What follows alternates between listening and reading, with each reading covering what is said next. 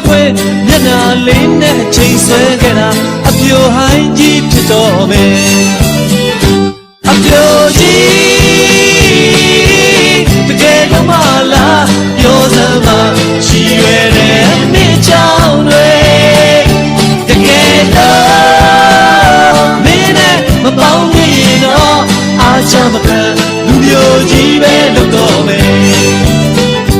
ခိုင်မာတဲ့အကြောင်းပြချက်ပြဖို့မင်းမှမရှိပဲနဲ့ဆွေးမြင်တာတခါတလေတော့စိတ်ဆိုးမိတယ်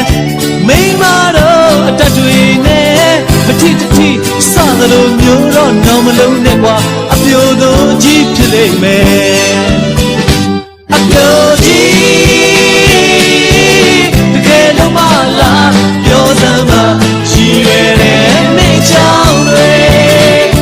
တကယ်တော့မင်းနဲ့မပေါင်းမိရင်တော့အားချမခံလူမျိုးကြီးပဲလုပ်တော့မယ်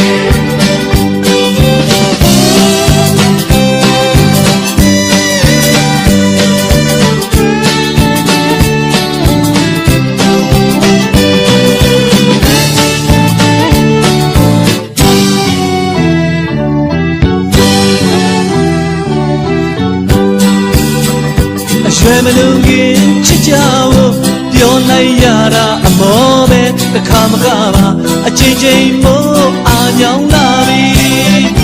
ရွှေလို့တော့ခမဲနော်မတုတ်တလို့မသိသလိုမျိုးနဲ့ဟန်လို့ကောင်းရင်ပြိုချမ်းရည်ကြီးဖြစ်လိမ့်မယ်အပြိုကြီးတကယ်တော့မလားပြောစမ်းပါချီရွယ်တဲ့မိချောင်းတွေ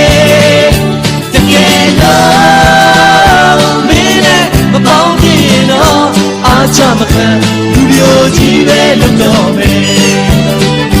အားချမခံလူမျိုးကြီးပဲလုပ်တော့မယ်အားချမခံ